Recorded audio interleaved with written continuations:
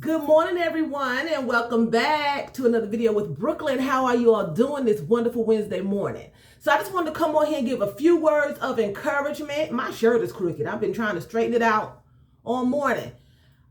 Just a few words of encouragement, okay? This is Hump Day, Wednesday, and it's the 14th of July, okay? And I just want to give some encouraging words. A lot of times we go through things on a daily basis, and a lot of times we just cover it up. You know, we don't have no emotion. You've been through so many things that you don't have no emotion. You don't know how to feel about it. And it's like you become stone. You become hard. You become cold, you know.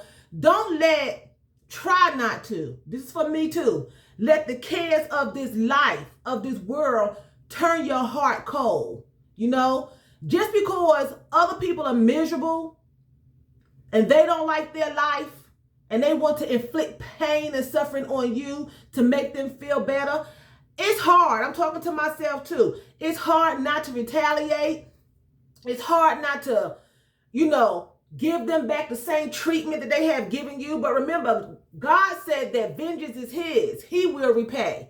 And a lot of times when we try to repay, it don't work out.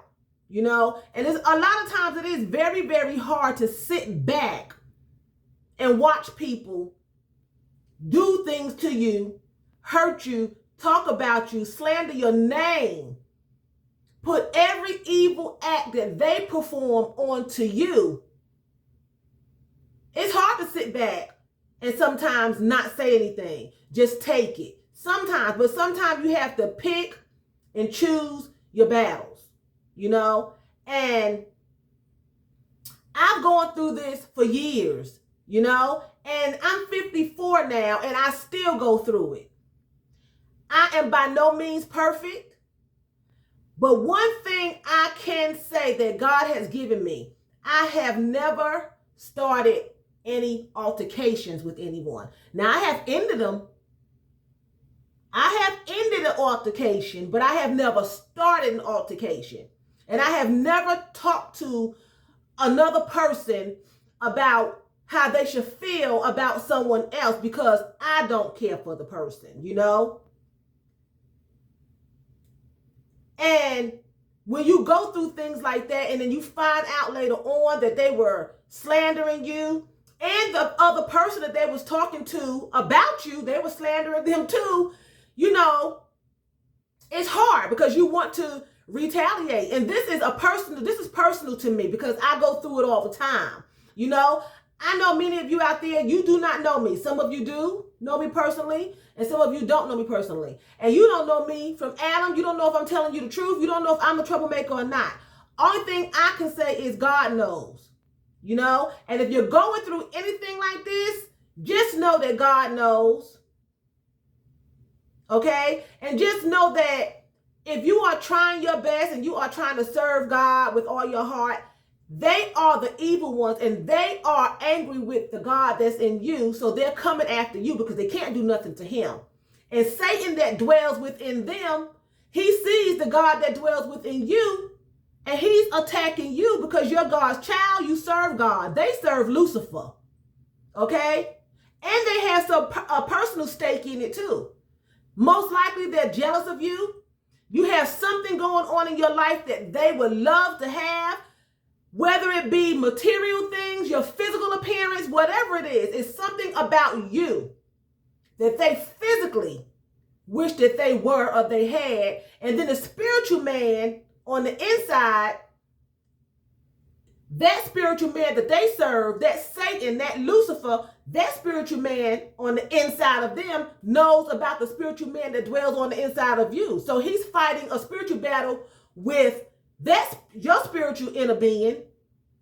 And then your physical body is going through all the suffering because you're physical, your flesh. And you're going to feel it. And it's going to affect your earthly body. But just know that they cannot destroy your soul. They cannot they cannot do anything with the inside. They can destroy your flesh, but they can't destroy your spirit. Don't let them put you in a place that you just hate everybody and you don't trust anybody. I was like that at one time. I didn't trust anybody.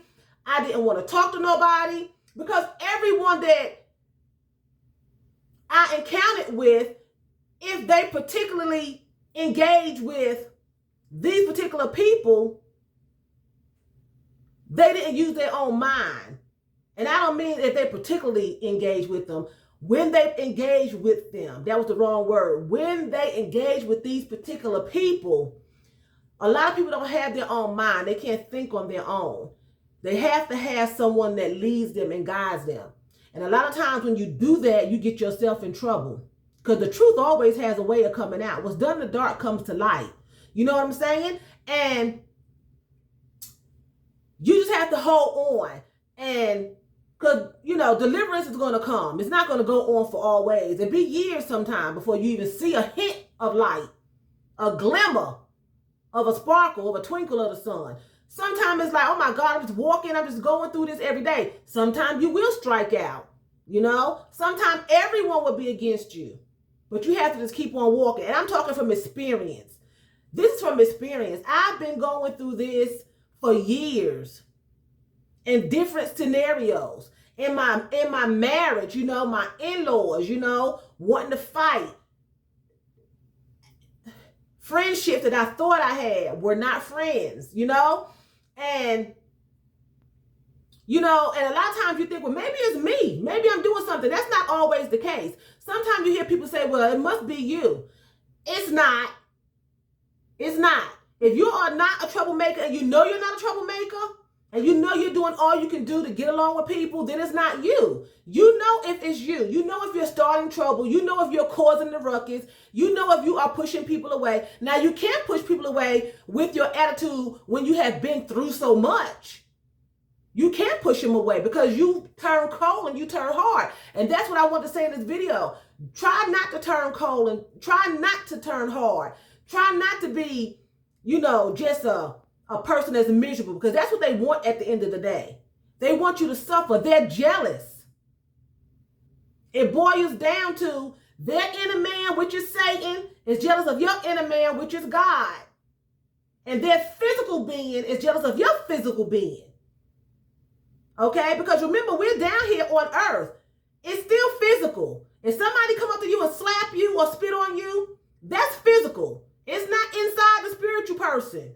That's on the outside. Okay? So their physical man, which is Lucifer, Satan, is housing in their body. You're serving Christ. He's housing in your body. Their physical being is attacking their spiritual being is attacking your spiritual being. And then their physical being is attacking your physical being. So it's like two different things going on. Spiritual, physical, which would be 4, you know? So, and sometimes it's just good to let your spiritual being fight the battle. Sometimes you can't win physically.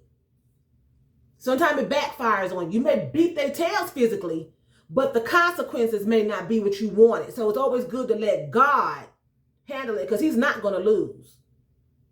He sees what they're doing to your spiritual man, and he sees what's going on with your physical man. He cares about both. He don't want you going around all scratched up, eyes blacked out, teeth missing. He don't want no puncture wounds in his temple, okay? He wants his temple stable and standing upright. So he will, if you're doing what you're supposed to do, he will protect you. Will you get hit? Will you take some blows? Yes, I have taken some blows. I fought. I'll be scrapping. You give me a blow, I give you a blow. But sometimes you will get a blow.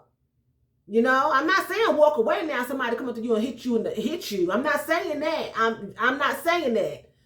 I'm just saying sometimes you will take a blow. Sometimes you will take a hit. You know? And, you know, I know people say, well, what would Jesus do? I don't know what he would do, but I know what Brooklyn gonna do. You hit me, I'm hit you back. That's it. You know, I'm not Jesus. I love him and all.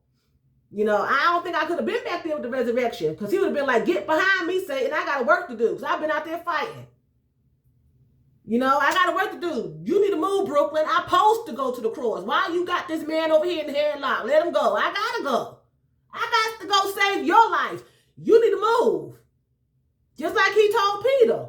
You know? Get behind me. I know what I got to do. I don't want to go, but I got to go. I got to look out for y'all. I've been all up in there. Who wouldn't? Nobody ain't going to stand there and let somebody that they love get slaughtered. You know? But anyway, I'm going to show y'all my shirt. This is something simple today. I got on a red t-shirt, and this is the front. Got love with the stiletto shoes and the little bows. And you can feel the bows, okay? And the sparkles is really pretty and cute. And y'all can probably see my little nips, but okay, we all got nips, right? Even some of you men out there got nips. But anyway, so it's a little red t-shirt. Got love on the front. I got my little black shorts. And the shirt ties. You know, it just ties in the front, because if not, it'll be down. So it ties in the front.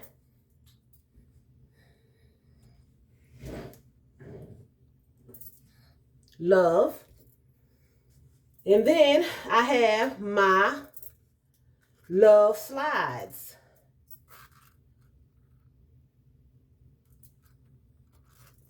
My love slides that I'm going to be wearing today, okay? So with that being said, I'm going to say vielen Dank. That's thank you very much in German. So vielen Dank for watching me. And choose, that's what? That's bye in German.